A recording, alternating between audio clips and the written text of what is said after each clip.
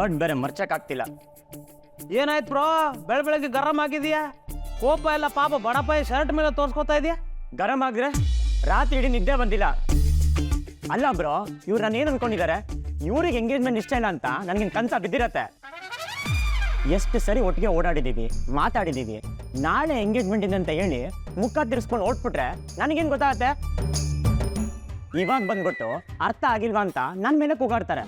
ನಂಗೆ ಅರ್ಥ ಆಗ್ತಿಲ್ಲ ಬ್ರೋ. ಯಾರು ಏನು ಹೇಳ್ಬೇಕಾಗಿತ್ತು, ಏನು ಅರ್ಥ ಆಗ್ತಿಲ್ಲ? ನೀವ್ ಹೇಳ್ಬೇಕಾಗಿತ್ತು. ಹೇಳಿದ್ರ ಅಂತ ಕೇಳಿದ್ರೆ ಹೇಳಿದಕ್ಕೆ ನೀವ್ ಯಾರು ಅಂತ ಕೇಳ್ತಾರೆ. ಅಲ್ಲ bro, is there a logic for this argument?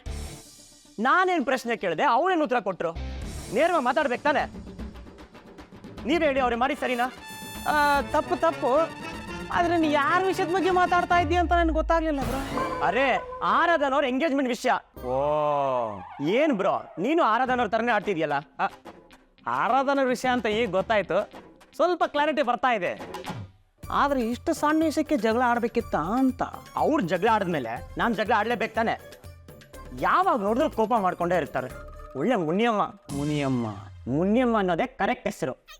Aradhana ಅಂತ ಹೆಸರು ಇಟ್ಬಿಟ್ಟಿದ್ದಾರೆ. ನಿನಗೆ ಯಾಕೆ ಹೇಳ್ಬೇಕು ಅಂತ ಕೇಳ್ತಾರೆ ಬ್ರೋ, ನನಗೆ ಕೋಪ ಬರಲ್ವಾ? ಬ್ರೋ, ಯಾರು ನಮ್ಮ ಮನಸ್ಸಿಗೆ ಹತ್ರ ಇರ್ತಾರೋ ಅವ್ರ ಮೇಲೇನೆ ಕೋಪ ಜಾಸ್ತಿ ಬರೋದು, ಅವ್ರ ಜೊತೆನೇ ಜಗಳ ಆಡೋದು. ಕೇಳಿಸ್ಕೊಳ್ಳೋರ್ಗೆ ಯಾಕಪ್ಪ ಇವ್ರು ನನ್ನ ಜೊತೆ ಹಿಂಗೆ ಆಡ್ತಾರೆ ಅಂತ ಅನಿಸುತ್ತೆ. ಆದರೆ ಒಳಗಡೆ ಸಲಿಗೆ ಇರುತ್ತಲ್ಲ, ಆ ವಿಷಯಕ್ಕೆ ಬ್ರೋ ಜಗಳ ಆಡೋದು.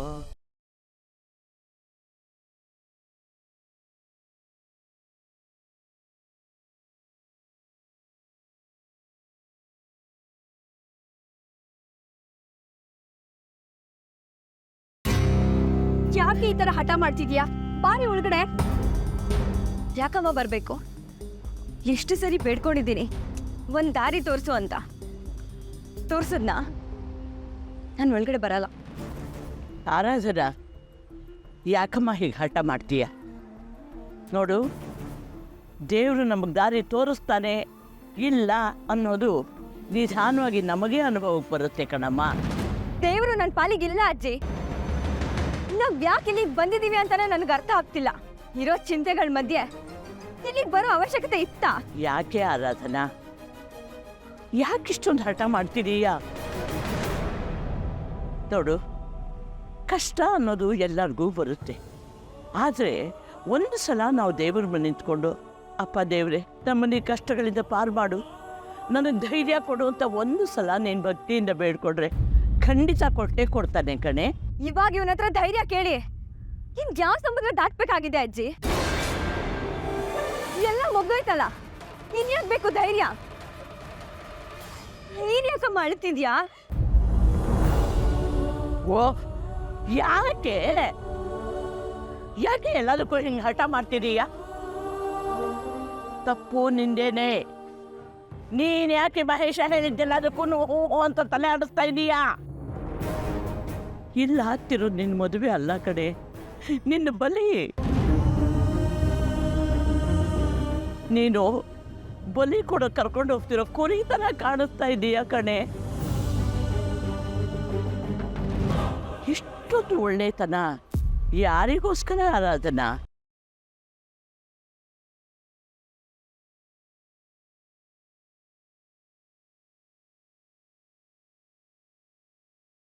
ನೋಡು, ದೇವರು ನಿನಗೆ ದಾರಿ ತೋರಿಸ್ಲಿಲ್ಲ ಅಂತ ಹೇಳ್ತಿದ್ಯಲ್ಲ, ಅದಕ್ಕೆ ಇನ್ನೊಂದು ಅವಕಾಶ ಸಿಕ್ಕಿದೆ.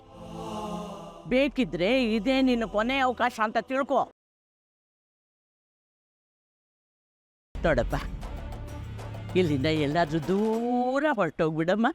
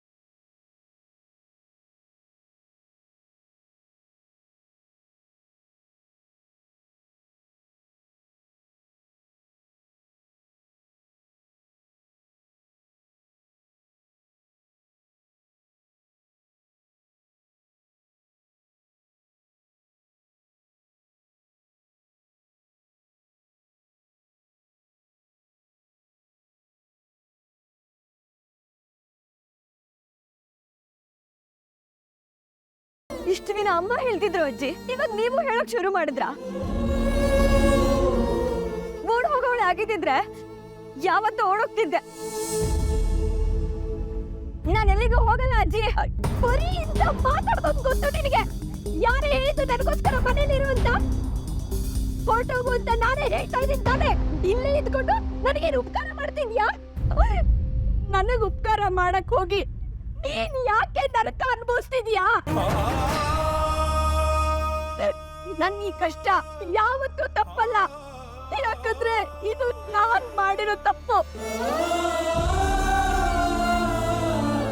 ನನ್ ತಪ್ಪಿಗೆ ನೀನ್ ಯಾಕೆ ಶಿಕ್ಷೆ ಅನುಭವಿಸ್ತೀಯಾ? ಬೇಡ ಕಣೆ ಆರಾಧ್ನ, ನಿಮ್ ಕೈ ಮುಗಿದ್ ಕೇಳ್ಕೊತೀನಿ, ಎಲ್ಲಾದ್ರೂ ಹೋಗಿ ನಿನ್ ಬದುಕು ಕಟ್ಕೊಳೆ. ಅದನ್ನ ಬಿಟ್ಟು ಆ ಕುಡುಕನ್ನ ಮದುವೆ ಆಗಕ್ ಒಪ್ಕೊಂಡಿದ್ಯಲ್ಲ, ಯಾವ ಸಾಧನೆ ಮಾಡಕ್ ಹೊರಟಿದ್ಯಾ? ಇವಳು ಬುದ್ಧಿ ಕಲಿಯಲ್ಲ ಅಜ್ಜಿ, ಇವಳು ಜನ್ಮದಲ್ಲಿ ಬುದ್ಧಿ ಕಲಿಯಲ್ಲ. ತಾಯಿ ಮಕ್ಕಳ ಜೀವನಕ್ಕೆ ಒಂದ್ ದಾರಿ ತೋರಿಸ್ತಾಳೆ, ಆದ್ರೆ ಇವಳ ಜೀವನಕ್ಕೆ ನಾನೇ ಮುಳ್ಳಾಗ್ಬಿಟ್ಟಿದ್ದೀನಲ್ಲ ಅಜ್ಜಿ. ಇವಳು ಯಾರ ಮಾತನ್ನ ಕೇಳಲ್ಲ ಅಜ್ಜಿ. ನಡೀರಿ, ನಾವೇ ಇವಳನ್ನ ಇಲ್ಲೇ ಬಿಟ್ಟು ಹೋಗೋಣ. ನೋಡೆ ಆರಾಧ್ನ, ನೀನು ಆ ಮನೆ ಕಾಲಿಡೋ ಹಾಗಿಲ್ಲ. ಅಕಸ್ಮಾತ್ ನೀನ್ ವಾಪಸ್ ಬಂದ್ರೆ ನಾನ್ ಕೆರೆನೋ ಬಾವಿನೋ ನೋಡ್ಕೊತೀನಿ ಅಷ್ಟೇ. ಅಮ್ಮ, ಬನ್ನಿ ಅಜ್ಜಿ. ಅಮ್ಮ, ಅಮ್ಮ, ಯಾಕಮ್ಮ ಹಿಂಗ್ ಮಾಡ್ತಿದ್ಯಾ? ನನಗೆ ಅಂತ ಇರೋಳು ನೀನೊಬ್ಳೆ. ಎಂತ ಟೈಮಲ್ಲಿ ನೀನ್ ರಂಪಾಟ ಮಾಡಿದ್ರೆ ನಿಂತಿರೋನೆಲ್ಲ ಕುಸ್ತೋಗುತ್ತಷ್ಟೇ. ನಿನಗೇನ್ ಕಾಣಿಸ್ತಾ ಇಲ್ವಾ? ನೀನ್ ನಿಂತಿರೋನೆಲ್ಲ ಆಗ್ಲೇ ಕುಸ್ತೋ ಮಣ್ಣಲ್ಲಿ ಮಣ್ಣಾಗಿದೆ, ಎಲ್ಲ ಸರ್ವನಾಶ ಆಗೋಗಿದೆ. ನೀನು ಹೀಗ್ ಹೇಳಿದ್ರೆ ಕೇಳಲ್ಲ ನೋಡು. ನಾನ್ ಸತ್ರೆ ನಿನಗೆ ಬಿಡುಗಡೆ ಸಿಗುತ್ತೆ ಅನ್ನೋದಾದ್ರೆ ಮಾತ್ರ ನೀನ್ ನನ್ ಹಿಂದೆ ಬಾ.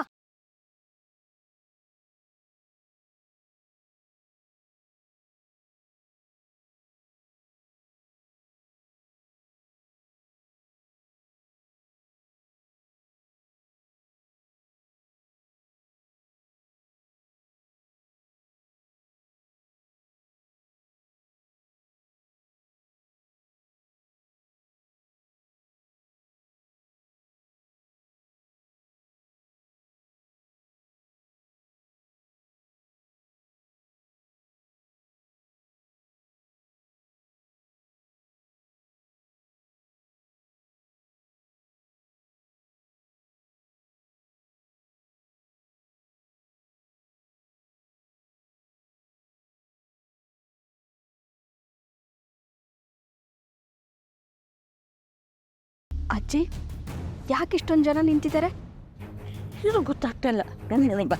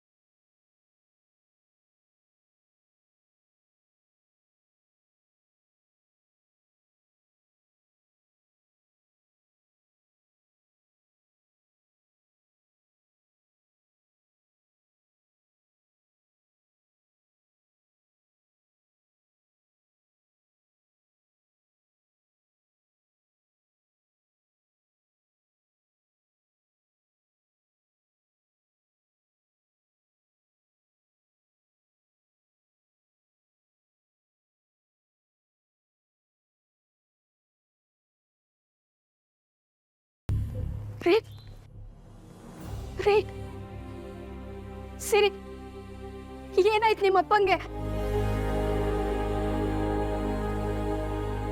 ಯಾರಾದ್ರೂ ಹೇಳಿ, ಏನಾಯ್ತು?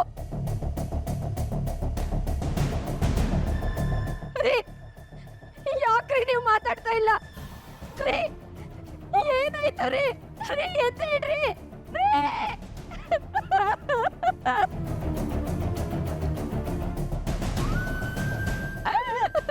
ಏನಾಯ್ತು ರೀ?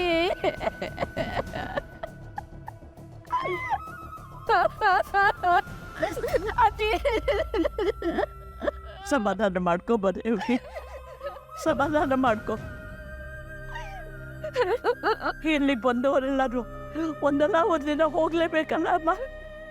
ಇಷ್ಟೇ ಅವನಿಗೆ ಈ ಭೂಮಿ ಋಣ ಇದ್ದದ್ದು, ಅದು ತೀರಿ ಹೋಯ್ತು ಅಷ್ಟೇ. ಅಯ್ಯೋ ದೇವ್ರಿ, ಈ ವಯಸ್ಸಲ್ಲಿ ದೇವ್ರು ನಿನ್ನನ್ನು ಯಾಕೆ ಗೊಬ್ಬಟ್ಟಿ ಮಾಡಿಬಿಟ್ಟ?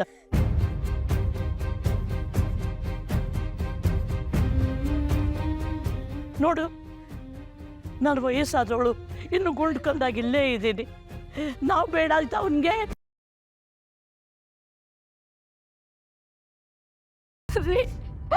ಎದ್ದೇಳ್ರಿ, ಒಂದೇ ಒಂದ್ಸತಿ ನನ್ನ ಹತ್ರ ಮಾತಾಡ್ರಿ.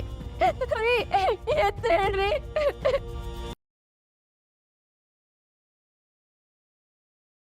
ನಾನು ಏನ್ ತಪ್ಪು ಮಾಡಿದೆ ಅಂತ ನನ್ನ ಇಷ್ಟು ಬೇಗ ಬಿಟ್ಟೋಗ್ಬಿಟ್ರಿ. ಒಂದೇ ಒಂದ್ಸತಿ ನನ್ನ ಕಣ್ಬಿಟ್ಟು ನೋಡ್ರಿ.